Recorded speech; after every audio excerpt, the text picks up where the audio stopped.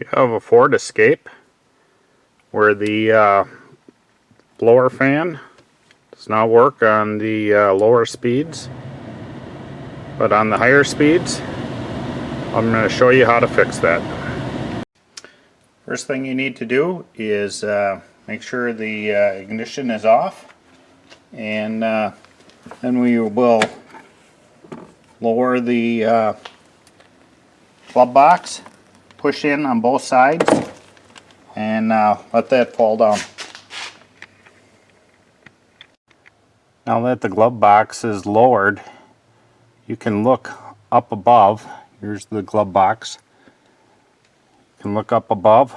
There's an electrical connection, and there are two 8mm screws that have to be removed. You can leave the electrical connection on there because it's difficult to take off, and just unscrew those two 8mm. They're right here and here. Oop. I know my hand's in the way. Here and on the other side, and I'll show you how to take the electrical connector off.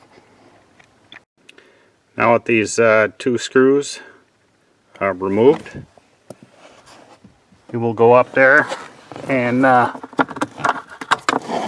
pull out the lower resistor pack, and on the front side there is a tab that needs to be pushed in to get it to release. I placed a piece of paper behind it to make it stand out better because there's a lot of black parts underneath here. What I do is I put a screwdriver in the very top there because it's difficult to wiggle the electrical connector off, and that depresses the tab, and it comes off pretty easily after that. I'm going to have to put the camera down because I need two hands for it.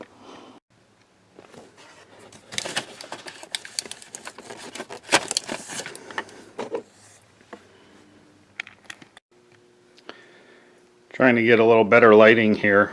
If you pull your resistor out, so you can see on here there is a bit of bubbling on the circuit board underneath there. That's where it's shorted out on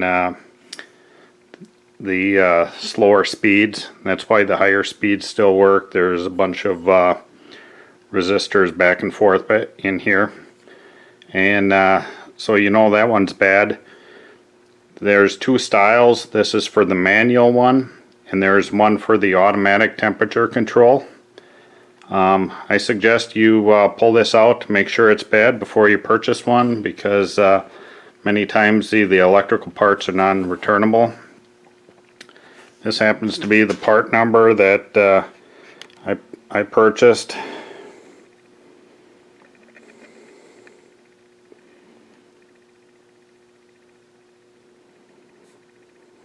It's a BWD brand.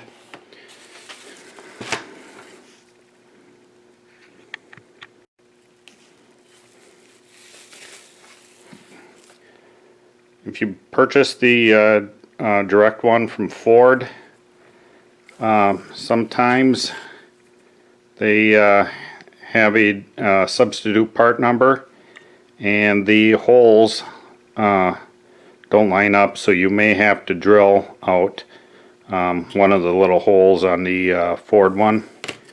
Comes with a foam gasket. Make sure that's in place, and we'll go ahead and reinstall this. It's just the opposite of taking it out. As you can see, one of the corners is clipped. That goes towards the back. And that little tab right here that says with that clip on the electrical connection, that goes towards the inside of the car. Now that I replaced the two screws, put the electrical connection back on.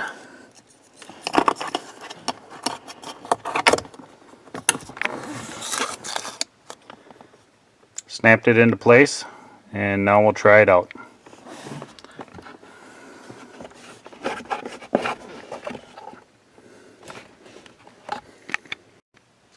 In case I forgot to mention, to release and install the glove box here, you just need to push in on both sides here.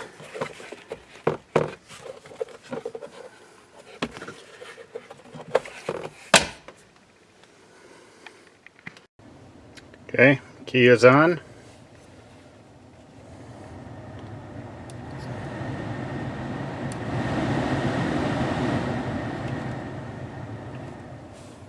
Successful.